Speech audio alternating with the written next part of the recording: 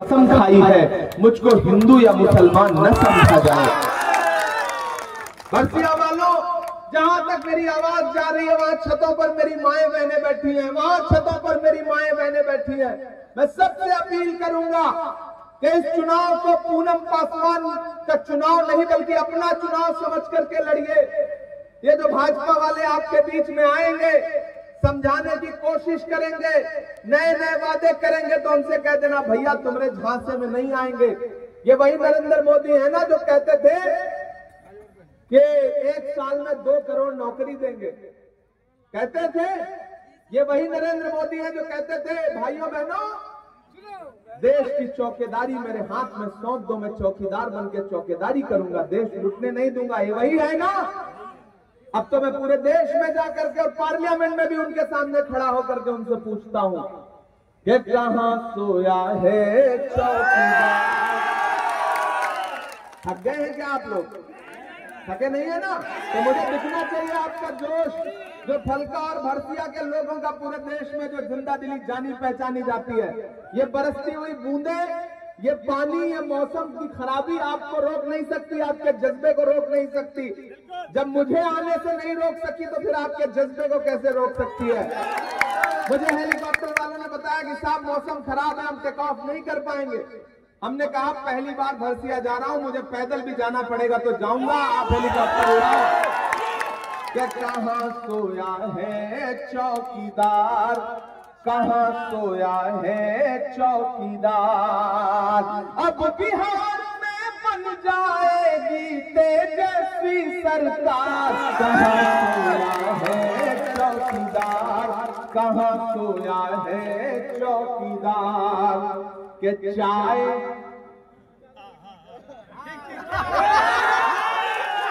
पूनम जी कितने समझदार हो गए आपकी विधानसभा के। चाय का नाम ले लो, इनको स्वाद आ जा रहा है, कुछ बोलने की जरूरत ही नहीं है। कि चाय बेचने वाला पूरा भारत बेच रहा है। बेच रहा है कि नहीं बेच रहा है? अभी बिहार की सैकड़ों एकड़ जमीन अडानी को 1 रुपए एकड़ के भाव में बेच दी। जिस खेत में आप धान उगाते हैं, मक्का उगाते हैं, जिस खेत में आप गेहूं उगाते हैं, मछली पालते हैं, वो जमीन अडानी को कितने में बेच दी? 1 रुपए की 1 एकड़। किसने बेचा? नरेंद्र मोदी जी ने कहा, उनके दोस्त नीतीश कुमार जी ने गुजरात के हमारे व्यापारी जो है अडानी जी को दे दिया। तब इमरान हिम्मत करके ये पंक्तियां पढ़ रहा है कि चाय बेचने वाला पूरा भारत बेच रहा है, इसी काम में हासिल उसे महारत बेच रहा है। कि रेल बिक गया, तेल बिक गया, बिका हवाई अड्डा। तैयार रहिएगा अगली लाइन पे। कि रेल बिक गई, तेल बिक गया, बिका हवाई अड्डा, सब कुछ बिकता देख के खुश हैं अपने जेपी नड्डा। जनता महंगाई की मारी करती हाहाकार, कहां सोया है चौकीदार, कहां सोया है चौकीदार।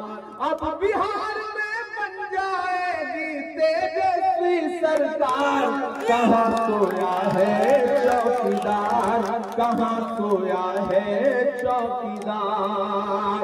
जहां जहां मौजूद है उठाइए अपना एक हाथ बहन पूनम पासवान के लिए। जहां जहां मौजूद है उठाइए अपना एक हाथ, भरोसा दिलाइए मुझे कि मेरे आने को मायूस नहीं करेंगे। इस बहन को बहुत बड़ी जीत के साथ एक वोट दे करके बिहार की असेंबली में पहुंचाने का काम करेंगे। आप इन्हें बिहार की असेंबली में पहुंचा दीजिए। मैं राहुल गांधी जी से पर्सनल तौर पर गुजारिश करूंगा कि इस बहन को मिनिस्टर बना करके वापस कोड़ा भेजे, छोटा भेजे, मेरी इनसे गुजारिश रहेगी। तो साथियों, आप सबसे मेरी यही अपील है, पहली बार आया हूं, सीमांचल वालों से मेरा एक जज्बाती रिश्ता है। जब 2016 में 17 में यहां बाढ़ आई थी तो उस दौरान से यहां आपके इलाके में काम करने के लिए आता रहता हूं। देश की पार्लियामेंट में खड़ा होकर के भी सीमांचल के मुद्दों पर किशनगंज की अलीगढ़ यूनिवर्सिटी के सेंटर के लिए लगातार लड़ाई लड़ता रहा हूं। और आप जानते हैं कि जिस समय में आवाजों पर पाबंदी है, बोलने पर पाबंदी है, सोचने पर पाबंदी है, उस दौर में भी इमरान प्रतापगढ़ी आपकी आवाज बन करके बोल रहा है, बिना डरे, बिना झुके, हाकिम की आंख से आंख मिला करके। इसलिए आप सबसे गुजारिश करता हूं दोस्तों, और मुझे पता है कि आने वाला दिन एक सुनहरा ख्वाब लेकर के आ रहा है। मैं जिस मिशन पे काम कर रहा हूं, अगर आपने 2025 में तेजस्वी यादव को बिहार का मुख्यमंत्री बना दिया, तो 2029 में राहुल गांधी को भारत का प्रधानमंत्री बनने से कोई ताकत रोक नहीं सकती है, क्योंकि ये बिहार है। बिहार से उठी हुई आवाज पूरे देश में एक माहौल बनाती है। इसलिए दोस्तों, आखिरी 4 लाइनें पढ़ करके आपसे विदा लूंगा, क्योंकि अगली सभा के लिए पहुंचा है।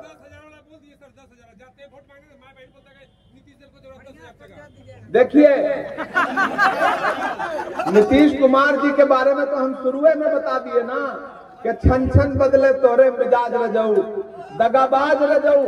नीतीश जी कब कहां खड़े हैं, किस पाले में खड़े हैं, किधर चले जाएंगे, कोई भरोसा वरोसा है नहीं। इसलिए नीतीश जी के किसी वायदे में माओ बहनों आना मत। अभी वो अकाउंट में कुछ देंगे और कब आपसे पूरा सूद समेत वापस ले लेंगे, कोई भरोसा नहीं है। नरेंद्र मोदी जी 15 लाख रुपए दे रहे थे, याद है? यहाँ मौजूद किसी के अकाउंट में आया आज तक 15 लाख? आया हो तो बताओ मुझे। नौकरी दे रहे थे, आया? कह रहे थे पेट्रोल और डीजल सस्ता होगा, सस्ता हुआ? अरे मैं तो पार्लियामेंट में खड़ा होकर नरेंद्र मोदी जी से मैंने कहा था कि आपको शर्म आनी चाहिए। आपकी सरकार तो वो सरकार है जो किताब, पेंसिल और कॉपी पर जीएसटी लगाती है। किताब, कॉपी, पेंसिल तो छोड़िए, कफन तक पर जीएसटी लेती है नरेंद्र मोदी की सरकार। इसलिए इनके किसी झांसे में मत आइएगा, इनके किसी भरोसे में मत आइएगा। ये भाजपा वाले, ये जेडीयू वाले जब कांग्रेस से 70 साल का हिसाब मांगते हैं, तो मैं पलट के इनसे कहता हूं कि अरे जो सरकार अपना चलाया हुआ 2000 का नोट 7 साल नहीं चला सकी, वो हमसे 70 साल का हिसाब मांगती है। तो इनके किसी झांसे में मत आइएगा।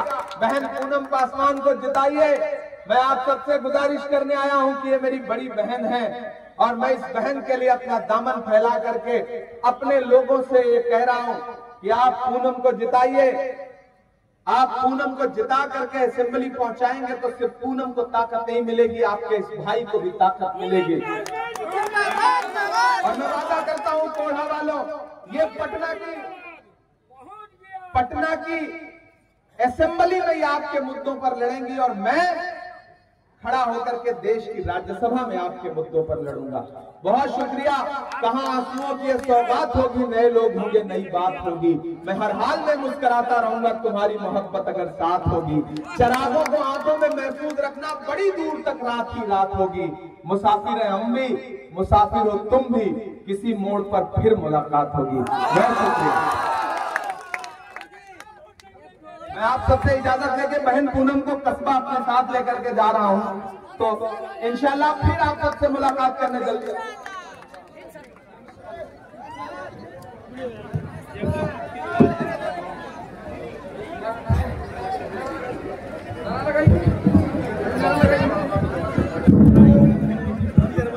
हिंदुस्तान के मशहूर शायर और राज्यसभा सांसद इमरान प्रतापगढ़ी को आपने सुना, और अब वे दूसरे जगह पे और अपना प्लेन में जाने का प्रयास कर रहे हैं।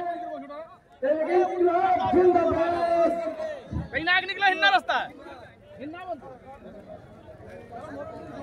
इमरान प्रतापगढ़ी जिंदाबाद।